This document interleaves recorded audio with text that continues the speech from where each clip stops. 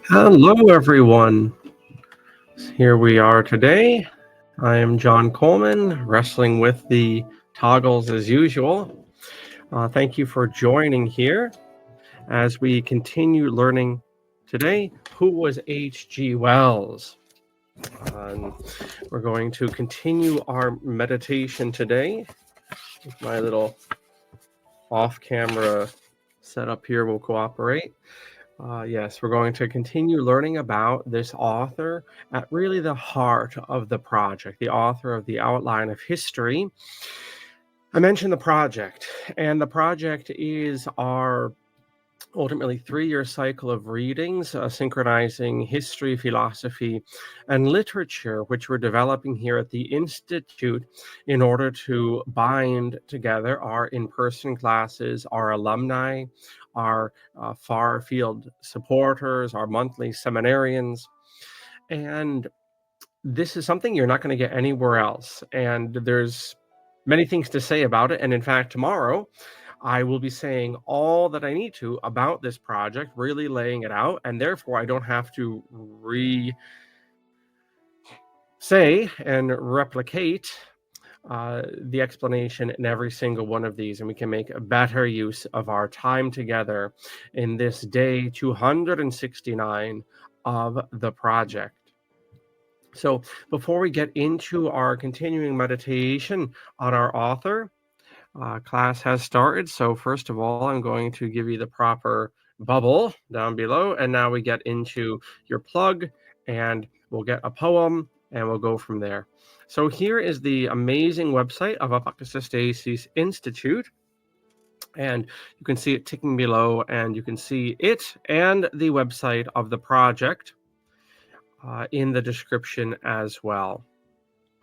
And what shall be our focus for today? Well, of course, it's going to be Miss Vandana Rataria's cursive handwriting, a summer program. I hesitate to call that a summer camp. When we say a camp in America, we want bungalows and s'mores and canoes and maybe the occasional serial killer, depending on what comes to mind when we think of summer camps. But we will certainly have here coming up, offered by Vandana, not s'mores, not serial killers, not bungalows in the Catskills, but plenty of training in cursive handwriting. And you can find out about that in this cute little poster she drew up. You can see the little kid there with the pencil. She's very good for that on her website. She has all sorts of those illustrations and all. And you can also, if you go to our sub-site for Vandana, you can catch that up here in academics, all of our collaborators. In fact, we have a special drop-down for our collaborators. So, of course, she's our feature. So she's the main feature. Forget about your drop downs. But if you go to Vandana's subsite, all of our collaborators have a subsite. Janice and Lorenzo and Dr. Fisher and all this, Adam. So here's Vandana's and her EJ classes. You can also see an hour-long discussion we had on cursive handwriting and why it is important.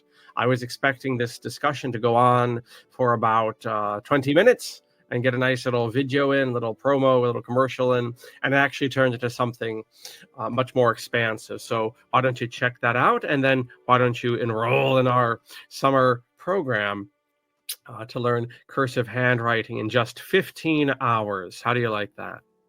Great. All right.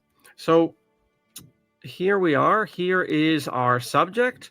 That's our H.G. Wells. I believe it was Herbert George Wells from yesterday. We can double check, but I'm pretty sure that's what the H.G. goes for. And right now, because I'm a little bit strapped for time, given some other school obligations, we're going to get right into this story. And I see it's been locked down by the darlings at the New Yorker. Why is that? Well, we're going to try one thing, and if not, we're just going to dive into the outline of history. Okay, And in the final cut of the outline and of the project here at Apocatastasis, we're probably going to end up parceling out this text over the 4 seasons. So we'll have a few days of recollection where we'll be able to reorient ourselves going into the next season and the next season and the next. A philosophy of the history of the human race is worthy of its name and must begin with the heavens and descend to the earth. And this quote is from Friedrich Ratzel. And it must be charged with the conviction that all existence is one, a single conception sustained from beginning to end upon one identical law. And this is something that's very generational for H.G. Wells, is this synoptic look. And we will see that certainly with the Durants and their outline of history. And it's something we've altogether lost because of changes in education and so forth. Even those of us, like many of our stoner friends in high school and college, who, especially college, right, where you get a degree in liberal arts, do not have anything like a synoptical view of life. The modern liberal arts degree is a pale ersatz substitute for a true synoptical education. That's what we get in H.G. Wells, this look at life and all the aspects, in this case of history, in one overarching whole, with various themes engaged upon again and again. We read from this outline that this outline of history, we read from this introduction, is an attempt to tell truly and clearly in one continuous narrative the whole story of life and mankind, so far as it is known today. It is written plainly for the general reader, but its aim goes beyond its use as merely interesting reading matter. So isn't that a rare species today, the general reader? Is there such a creature? There is a feeling abroad that the teaching of history, considered as part of a general education, there's that general adjective again, is an unsatisfactory condition, and particularly that the ordinary treatment of this quote-unquote subject, be the class and teacher and examiner, is too partial and narrow. So we have H.G. Wells pointing out something, that he's noticing in the 1920s, which is the shift away from the classics, which was happening back then, believe it or not, was well underway, on the shift towards these utilitarian subjects that one will use in life. Obviously, that discussion, as of this recording and this broadcast, thanks to your generous donations, obviously that discussion is over. And the classicists and the humanists and the general and genuine liberal arts end of the pedagogy spectrum has lost resoundingly. And now all people go to school for is for the acquisition of skills, which allegedly they can use to make capitalists rich and get paid peanuts for. That's all people care about in their so-called education now. But it's interesting that Wells is noticing even in the 20s that things are listing away from this synoptical view of life, which would have been very generational for him. But the desire to extend there we go again, the third use of the adjective general, the general range of historical ideas is confronted by the argument that the available time for instruction is already consumed by that partial and narrow treatment of history heretofore, and that therefore, however desirable this extension of range may be, it is in practice impossible. If an Englishman, for example, found that the history of England quite enough for his powers of assimilation, then it seems hopeless to expect his sons and daughters to master universal history. And if that is to consist of the history of England, plus the history of France, plus the history of Germany, plus the history of Russia, and so on, This must surely be an awkward and obnoxious thing to such an Englishman. To which the only possible answer is that universal history, here's our definition, is at once something more than the history of England and something less than the aggregate of the national histories to which we are accustomed, that it must be approached in a different spirit and dwell in a different manner. So again, universal history is not just the history of America, England, Arabia, China, one after the other, after the other, after the other. That is not what we're looking at. It is something more than this, and it is something less than the aggregate of national histories. This book, The Outline of History, seeks to justify that answer. It has been written primarily to show that history as one whole is amenable to a more broad and comprehensive handling than is the history of special nations or periods, a broader handling that will bring it within the normal limitations of time and energy set to the reading and education of an ordinary citizen. There too, we have something completely lost in our telephonic age, the idea of ongoing self-directed education. This is something in Wells's generation, which was a much more mature generation, that was par for the course.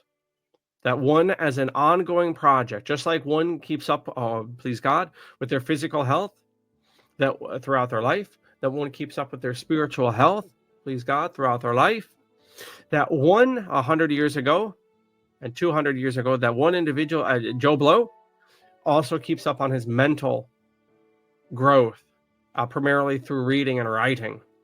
We have lost that completely.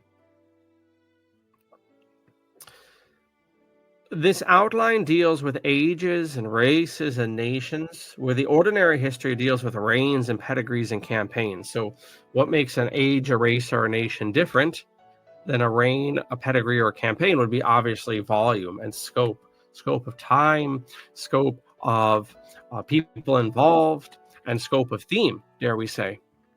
But it will not be found to the more crowded names and dates, nor more difficult to follow nor understand. History is no exception amongst the sciences. As the gaps fill in, the outline simplifies. As the outlook broadens, the clustering multitudes of details dissolves into general laws. So that's what we're going to be looking at, especially when we begin the project anew on the 31st of August. And we hope you may join us in class here at ApocatastasisInstitute, or just, if you can't do that, at our monthly seminars or on these daily broadcasts. But we're looking in the aggregate at general laws. Don't overthink this. You have people in your life. You observe them day to day. You observe them even hour to hour. You observe them over years. And you have hundreds and thousands of data points, as the Silicon Valley eunuchs call it. You have hundreds of thousands of observations and examples of their behavior. And yet, from all of this minutia, you can ascertain aggregate conclusions about their personality.